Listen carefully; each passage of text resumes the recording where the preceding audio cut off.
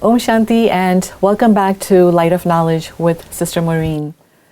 In our previous episodes, we talked about meditation for busy people. And Sister had given us some very wonderful tips on how we can meditate and bring meditation as a practice into our daily life. Today, we're going to talk to her about meeting with challenges the spiritual way. All of us face challenges day in and day out. And if we can be spiritual about it, then maybe it will go a long way in helping us keeping the calm and the peace. Sister Maureen, welcome back to Light of Knowledge, and it's really wonderful to have you back with us. Thank you. It's very lovely to be here with you. Sister, challenges.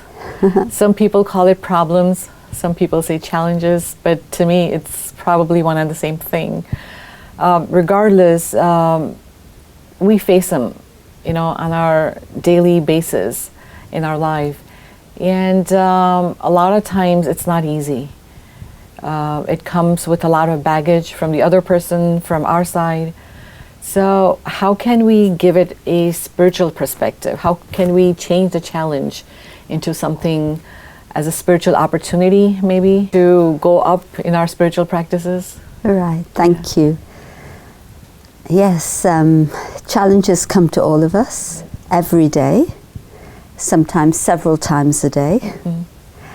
And when we have a spiritual practice, it isn't that the challenges go away. That would be too easy. Actually, that was my understanding. A lot of times, in the beginning, I used to seriously feel that if I'm spiritual, if I am meditative, then maybe I won't have any problems in life. Maybe a very naive look at life, nevertheless. Right. Yeah. Actually, as you say, the problems are still there. They do come. But it's the way that we respond to them that changes, actually. Okay. And also, if we become really practiced at this spiritual way of responding, then problems don't seem like problems any longer. Okay. You mentioned in the beginning about it becoming an opportunity, and I think some viewers would know that the character in the Chinese language for crisis, also the same character means opportunity. Oh, okay. So it really depends on your perspective. Okay. Of course, when challenges come, very often we feel very overwhelmed by them. One is that we're overwhelmed by the situation. It causes confusion inside. Sometimes also it triggers off an emotion from the past. And so it makes it even more difficult to deal with. Right. You'll know the situation where you've just said one little thing to somebody, and there's like a volcanic eruption in response, know. And often it's not so much to do with you or what you've said, but it's triggered something. Okay. So there are challenges from the outside, challenges from the inside. So where do we go? Right. But of course, yes, it is possible to deal with them in a different way. And I think the most important thing is to be more aware of the self and my responsibility, and to be able to step back enough to see the different possibilities, and to also see where the challenges come from, what it is in the present time, and where it's going. Didi, recently, one of my experiences, what brought the point home right now to me was the fact that you said that it is not necessarily what's happening on the outside. There is maybe a trigger inside that has caused the outburst. Recently it happened to me, and I'm looking back at it, and I was like, why did I get so angry? Yeah. It was, but it happened in an instant. I mean, I did not even have the time to step back. And I'll tell you what, the way it happens is, the first time, I take it with a lot of patience and understanding. But within a matter of a few minutes, if that same scenario repeats itself, the second time around, I don't have that patience and I blow up. So what do we do in such a scenario? Okay. A lot of this is, as we've been saying previously, connected with our thoughts. Okay. And so, okay, a challenge comes, a situation happens. Now, yes, I may deal with it with patience, I may step back. Right. But even after the challenge has finished, before it comes again, have I really let go of it? Okay. That's the question. Do I continue to think about it even a little? Yes, okay. If I continue to think about it, then when the challenge or the same scenario comes again, I will definitely then have a reaction. Okay, so... Because I haven't quite let go. Okay, of the first situation. Of the first situation. Okay. That's the key. Okay. And I think this is the thing that we tend to keep our minds a little bit too much with the past. Okay. And we think about good things, bad things. Actually, our memories are more about the difficulties that occurred than the good things, unfortunately, yes. because they have caused an upheaval of emotion inside, and often caused me to feel a little bit bad about myself. And so these are the emotions that stick, and these are the memories that stick. I think many of our viewers would know that the person who's the head of our organization, Daddy Janki, she's now 102 years of age, an amazing capacity spiritually, and I remember once she'd had a very bad fall. In fact, she needed a lot of stitches in her head, and you know, very bad. But somehow, within a couple of days, she was up doing things. She was fine. Wow. When I met her about 2 or 3 months later, I asked her, Daddy, how is it possible that you so quickly just overcame that? Right. And she said to me, I put it out of my mind as if it never happened. Oh, wow. And that really struck me. Yeah. Okay, this was a physical injury, but again, it relates to situations that come to us. Do I have that ability to let go completely so that then the same scenario, I don't attract it to myself again? Okay, so there are 2 steps here. Maybe I don't attract the second situation again, and if it were to come, I would not react angrily. Yeah, because I let go of it the first time. But if I'm still hanging on to it, even a little bit, and it may be hanging on to it, you know, if the first time I've said I've handled it with patience very well, I might be saying to myself inside, I did quite well there, didn't I? So even that itself is... Yes, there's a hanging on.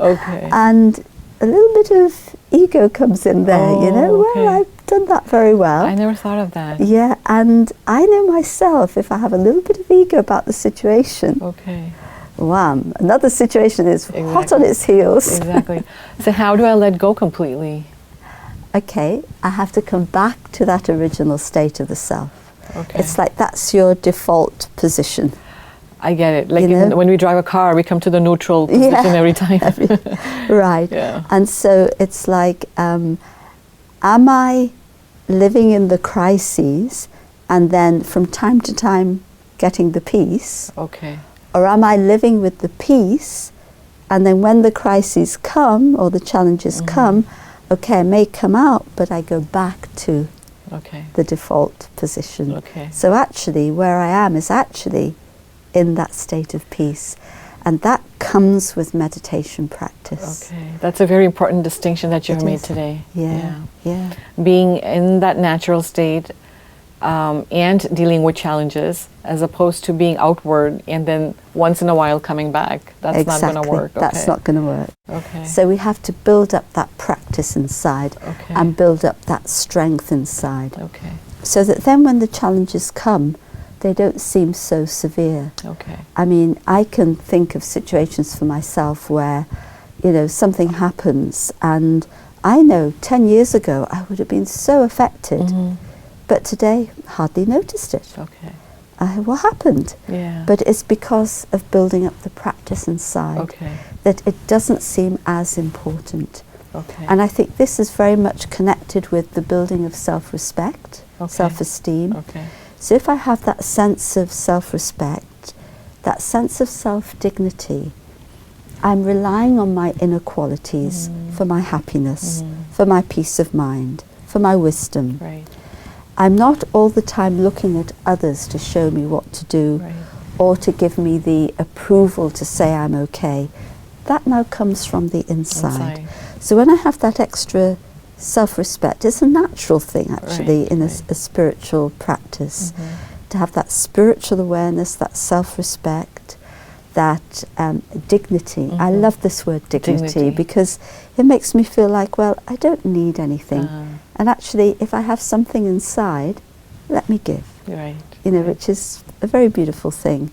Otherwise, we're always taking from life. I want respect, I want approval, etc., etc. Then, when challenges come to me, I don't see that it's taking away my personal value. And this is the problem. Somebody gets angry or insults me, and internally the mechanism that goes on is that because they're insulting me, I'm not good enough. I must be bad. My self-esteem goes down to rock bottom. And then I react because I need to defend myself. Does it depend, I was wondering, does it depend on who the other person is? For example, if it were my boss at work, maybe I know I cannot react with anger, as opposed to if it were a security guard, you know. Or your best friend. Or my best friend. So our reaction, does it vary with whom we are dealing with? Yes, you have a good point there. It does vary. And when it's your boss, you know that there are serious consequences if you get angry. You're going to be fired. But sometimes the feelings are so overwhelming, it can come out anyway. Anyway, it's true. And so then you have to deal with the consequences. Again, it's a practice, a spiritual practice, to give regard to everyone. Whether they're your boss, a security guard, or whoever. But I think where the crunch comes is when it's people who are close to you. You know, somebody we don't know so well, we won't get so hurt. Fine, they don't know me. I don't like it, but they don't know me.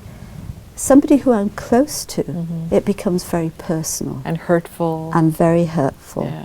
And so this is where I really need to really do that, that work on myself and be strong.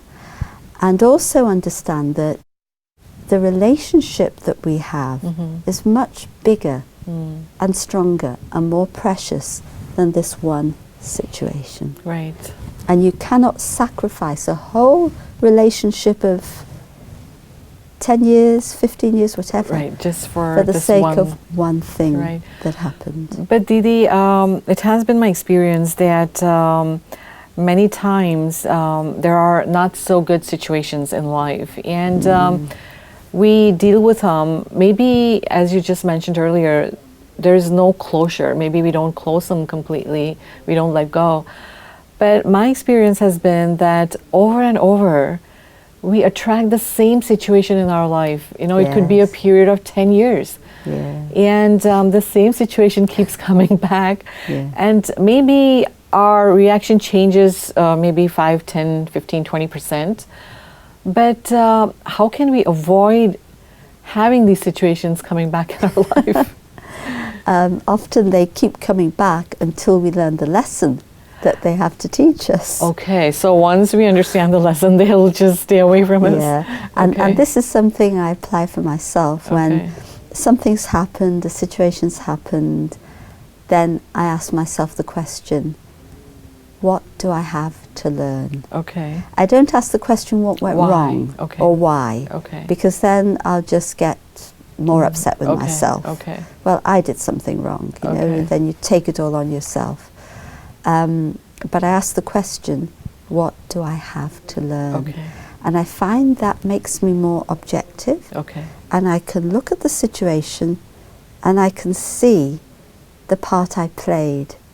And then I actually feel excited that, oh, I have an opportunity to change something in myself. Until I can find that, I find it difficult to let go of the situation. Once I find what it is I can learn, now I know why it came, fine. And we say in Rajyoga Meditation, sometimes we put a full stop.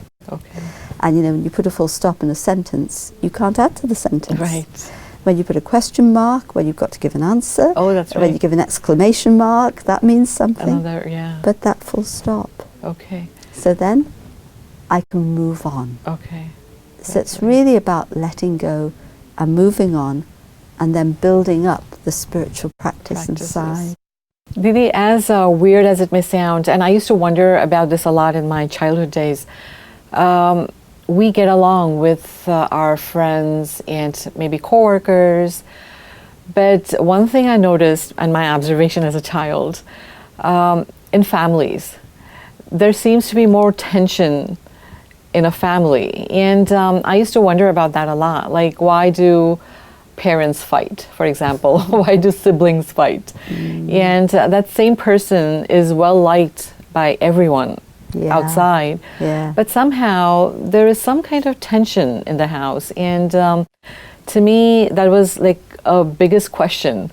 Like, we are close to this person day in and day out. We are living with them. And yet we don't seem to get along with them. So what is the reason for that, and how to meet this challenge?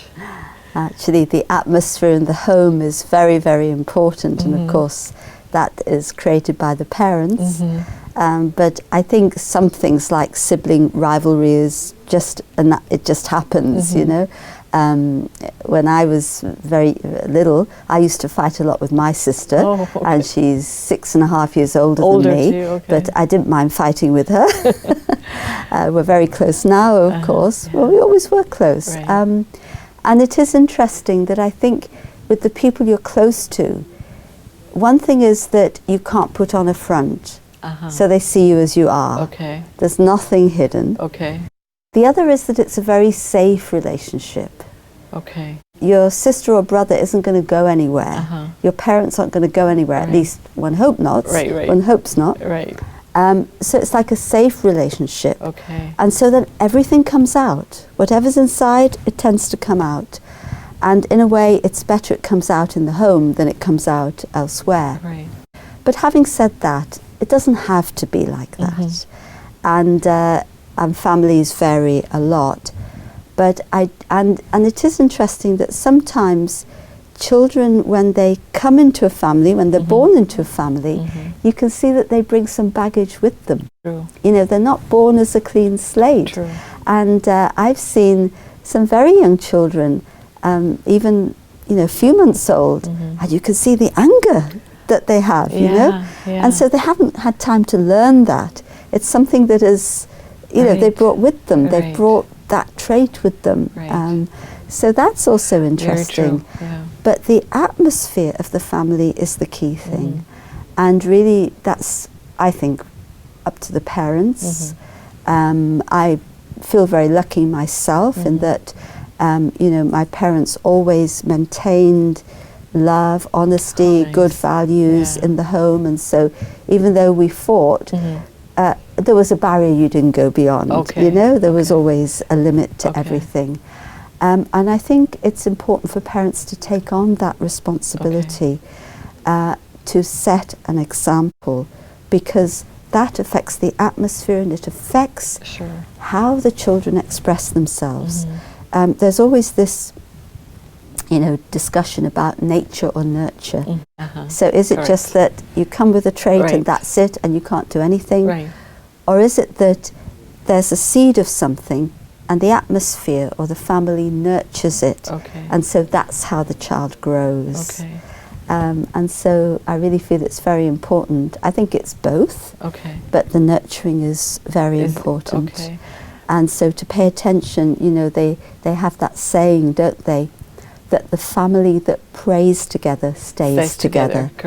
And, you know, if there's a religious practice or a spiritual meditative practice in the home, it really makes a big difference.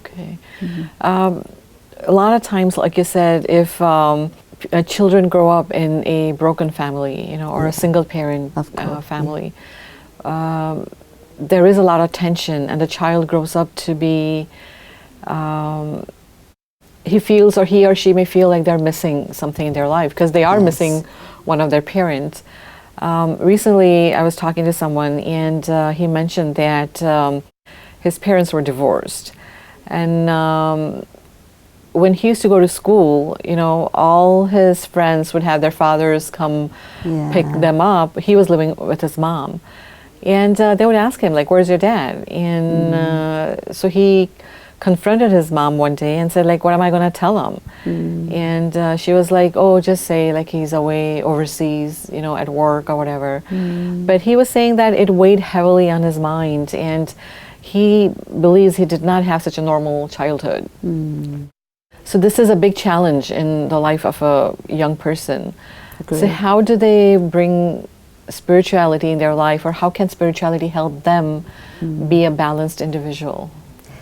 First of all, spirituality means I'm aware of the soul within. I'm aware I'm a spirit. And I'm working through this body, my costume. So when I look at myself, I realize who I am, a soul, a spirit. When I look at others, I don't see, oh, here's Swati from America, or, you're a soul. You're my sister.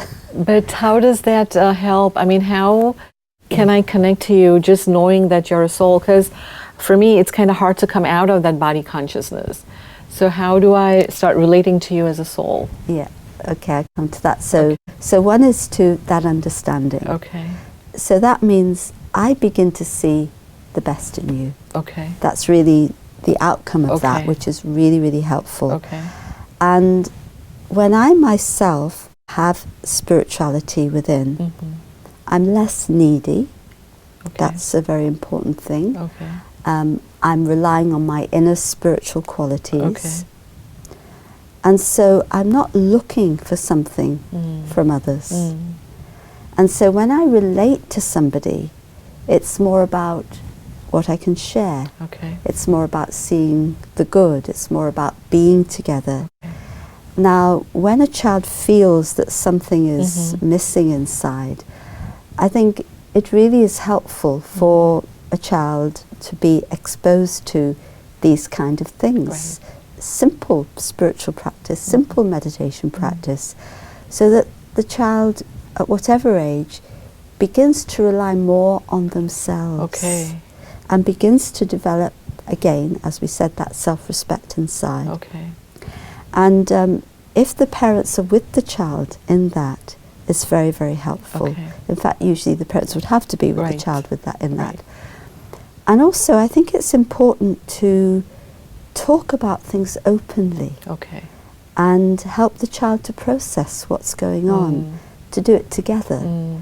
And I can understand that it's a burden if you're asking a child to kind of tell a lie about something. That's true too. Yeah, and so, I'm sure that mum absolutely doing her best, so I wouldn't put blame on anything like that. But just thinking about how it could be in the future. Honesty is part of spirituality. Facing something is part of spirituality. We have spiritual qualities, we have spiritual powers. Facing is a power. So together we have to face it, talk about it, and then together decide, well, now what is the best thing to say? Come to that conclusion together. And then there isn't a feeling of a burden, but it's a feeling that, well, I've understood, and I feel good about that response, and so with confidence I can share it. So just to do things that, where there's spirituality, we don't try to cover things up. Openness is part of spirituality. Love, very big part of spirituality. And real love is to nurture that inner being in an atmosphere of openness and honesty and wisdom.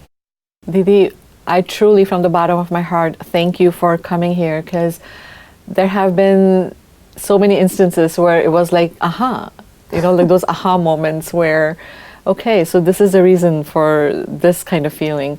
So this was a wonderful episode where there was a lot of clarity in your explanation, and we look forward to having you back. So thank you so much. Thank you. Been lovely to be with you. Thank you again. Didi talked about several different tips today. And one of them was being honest, regardless of what the situation is. Be honest to yourself, be honest to the people involved. So you won't carry that burden with you. And it will be easier to deal with the situation as well.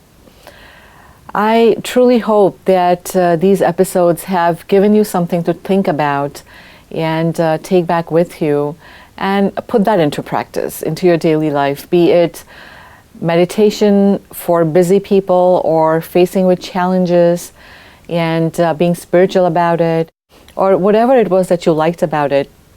Hope you can keep practicing it. If you have any questions or concerns, don't hesitate to write to us, and we'll do our best to get back to you. With these words, we wrap up this episode, and as always, thank you for watching us.